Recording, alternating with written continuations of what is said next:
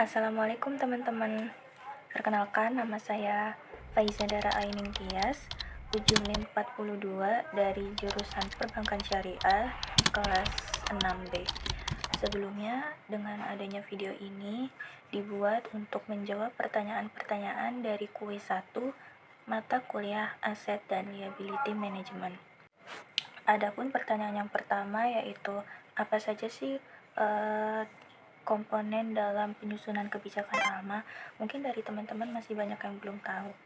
Jadi di sini bakal kita jawab satu-satu. Ada Foreign Exchange Management. Foreign Exchange Management itu adalah cara bank mengelola aset dan kewajiban dalam bentuk valuta asing atau falas. Tujuannya adalah untuk memaksimalkan pendapatan dan mengurangi resiko, terutama dari fluktuasi nilai tukar dan bunga yang bisa berubah-ubah dan sulit diprediksi. Net Open Position, NOP atau posisi devisa neto atau PDN. Nah, kalau NOP atau PDN ini adalah ukuran selisih antara aset dan kewajiban bank dalam mata uang asing. Caranya dengan menjumlahkan semua selisih bersih dari aset dan kewajiban, termasuk yang ada di luar neraca seperti komitmen dan kontingensi. Intinya, ini menunjukkan seberapa besar sih exposure bank terhadap risiko nilai tukar, dan aturan ini juga berlaku untuk bank syariah ya. 3. Ada gap management. Gap management itu penting banget dalam ALMA, Asset dan Liability Management. Bedanya, kalau yang lain melihat posisi bank secara statis, gap management ini melihatnya secara dinamis. Artinya, dia menganalisis bagaimana perubahan suku bunga bisa memengaruhi keuntungan atau risiko yang dihadapi oleh bank.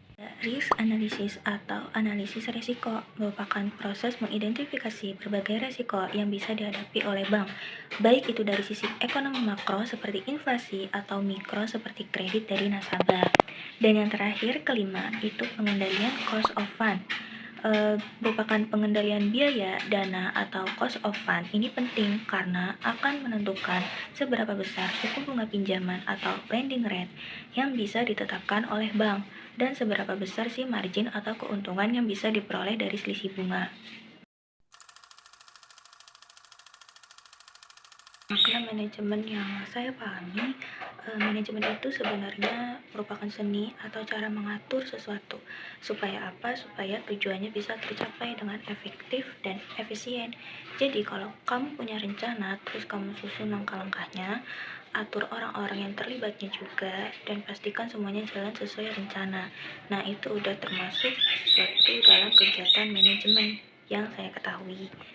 Mungkin misalnya ya, kamu mau bikin acara ulang tahun, kamu pasti atur dong siapa yang beli makanan, siapa yang undang, siapa yang mengundang teman kita, dan bagaimana acaranya itu bisa berjalan dengan lancar.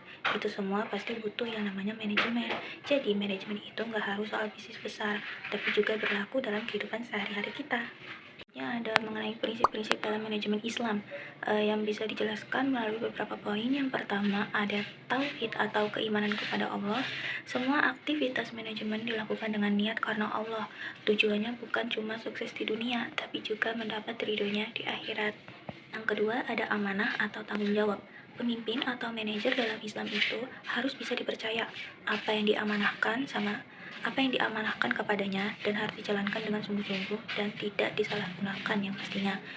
Yang ketiga, ada keadilan atau adil. Dalam mengambil keputusan, manajemen harus adil. Gak boleh pilih kasih atau memihak hanya karena kepentingan pribadi. Yang keempat, ada syura atau musyawarah. Jadi di dalam Islam, mengambil keputusan itu dianjurkan lewat musyawarah. Jadi semua pihak diajak untuk berdiskusi supaya keputusan yang diambil lebih bijaksana. Yang kelima, ada ihsan, bekerja dengan sebaik-baiknya. Manajemen dalam Islam juga menekankan kualitas kerja yang tinggi. Jadi kita harus bekerja dengan semangat, jujur, dan sungguh-sungguh.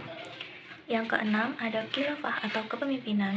Dalam Islam, setiap orang itu pemimpin. Jadi kalau kita punya tanggung jawab, jalankan itu dengan baik, karena kita akan diminta pertanggungjawaban oleh Allah Subhanahu wa Ta'ala. Mungkin itu saja beberapa penjelasan yang dapat saya sampaikan. Semoga dapat dipahami, bermanfaat, dan kurang lebihnya saya mohon maaf. Terima kasih. Wassalamualaikum warahmatullahi wabarakatuh.